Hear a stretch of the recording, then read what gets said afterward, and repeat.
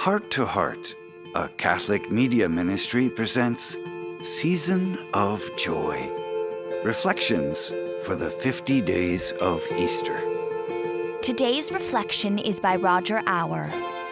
Roger was the first campus minister at Elder High School and was there for 37 years.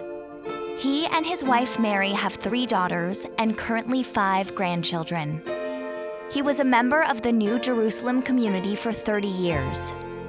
He is currently on the board of Over-the-Rhine Community Housing and the Western Wildlife Corridor. He has nothing but gratitude for the life he has been given. Now, let's listen to today's scripture, followed by Roger's reflection.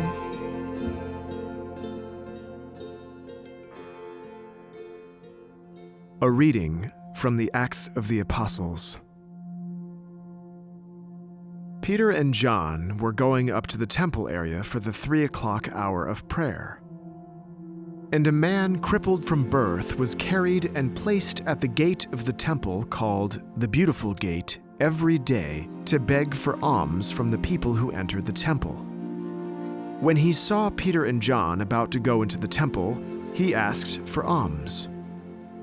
But Peter looked intently at him, as did John, and said, "Look at us."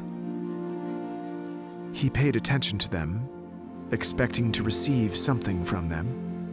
Peter said, "I have neither silver nor gold, but what I do have, I give you. In the name of Jesus Christ the Nazarene, rise and walk." Then Peter took him by the right hand and raised him up. And immediately his feet and ankles grew strong. He leapt up, stood, and walked around, and went into the temple with them, walking and jumping and praising God. When all the people saw him walking and praising God, they recognized him as the one who used to sit begging at the beautiful gate of the temple. And they were filled with amazement and astonishment at what had happened to him. The word of the Lord.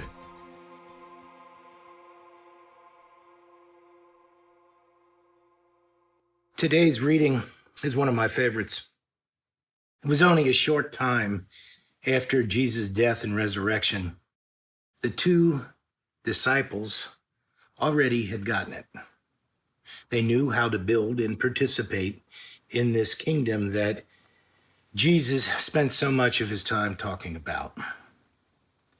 It reminded me of a quote from one of my favorite plays, A Christmas Carol. Ebenezer is complimenting his friend Jacob Marley and stating that he was a good businessman. And Jacob replies, "Benevolence, forbearance, the common good, they were all my business. The dealings of my trade were but a drop of water in the comprehensive ocean of my business." He did not come to this realization until after he was dead. And I believe this truth is very difficult for Americans today to appreciate, because it's all about my success. It's all about my life being successful. The challenge of seeing mankind, in fact, as your business is something I believe very few Americans come to. Paul gave us a pretty good idea with a pretty sweet list on how to participate in this body of Christ, he called it. The only problem is that the list is about 2,000 years old. I believe we could update the list.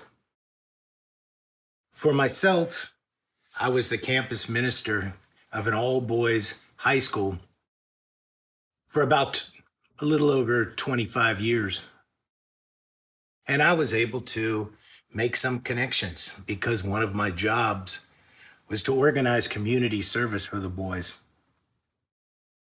I got to know community members and community organizations that could really benefit from some intensive help from high school students over a short period of maybe 2 to 3 hours.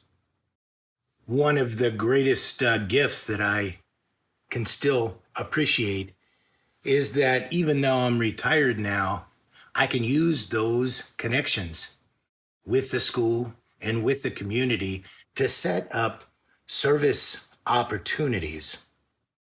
2 weeks ago, we got about 50 young men from this particular high school out to clean up the neighborhood in 8 different groups.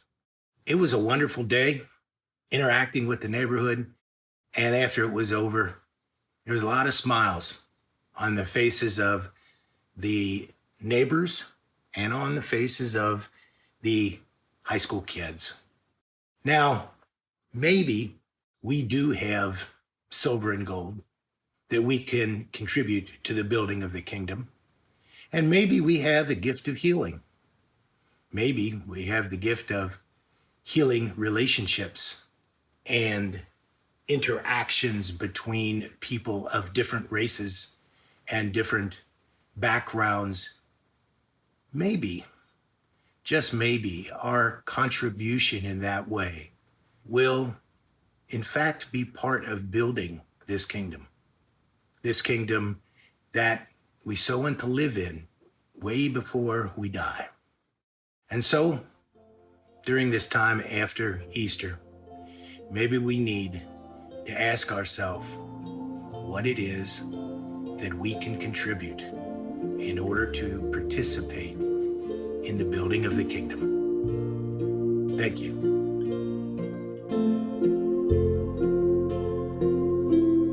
We hope you've enjoyed today's Season of Joy reflection. Tune in tomorrow for the next edition in our Easter series. And if you haven't already joined our email list, visit htoh.us to sign up and receive more inspirational content delivered right to your inbox. May God bless your heart and the hearts of all your loved ones.